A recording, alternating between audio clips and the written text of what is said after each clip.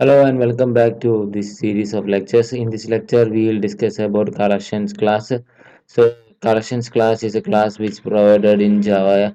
So, it will provide us with utility functions, utility methods, which we can use to access and modify the collections, and it can be used for sorting and searching all other purposes. So, we seen in the arrays class, there is an arrays class specifically for array elements to manipulate the arrays. So similar to that for collections class is used. Don't confuse it with the collection interface. Collection is an interface whereas collections is a class. So let us see some of the methods which are present in the collections class. So the first method is as LIFO queue. It will get you a LIFO last in first out in manner queue. Next method is binary search. So it will do the binary search operation.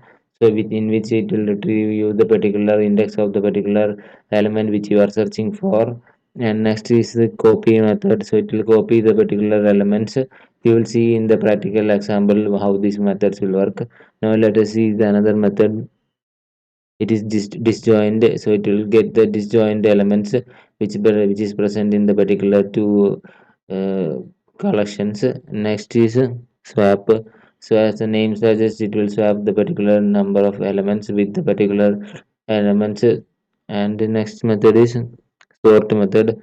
So sort method will sort the particular elements. You will see about sorting when we discuss about comparable and comparator interface. For now, let us see some practical example based on collections class. Now let us see a program based on collections class in Java. So collections class is a utility class. So let us see this program. So here I am declaring a list and adding a particular elements array list and adding particular values names to the particular array list. And after that I am using the collections dot sort method to sort the particular elements, and after that I'm using the shuffle method. So shuffle will shuffle the particular collection and it will give you a random order of values in the list. And after that I am using the sort method again so that I can do the binary search. So before binary search, the element should be in sorted order so that the binary search will return you the correct value. After binary search, it will return you the particular value of the index where it is found. Now let us see the output of this program. Here you can see, so initially all the lists have been sorted, and after sorting it is shuffled and all the list elements are getting shuffled. And after that I'm again sorting it, and then I'm using the binary search to find the particular element David. It is found in the first position, and that is how binary search will work in collections. So we see in this program. Now let us see another program based on the collections class. Now let us discuss another program based on the collections class.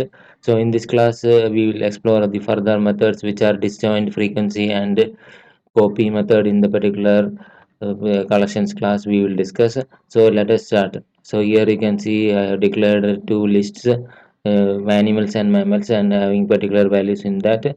And after that I am using the disjoint method.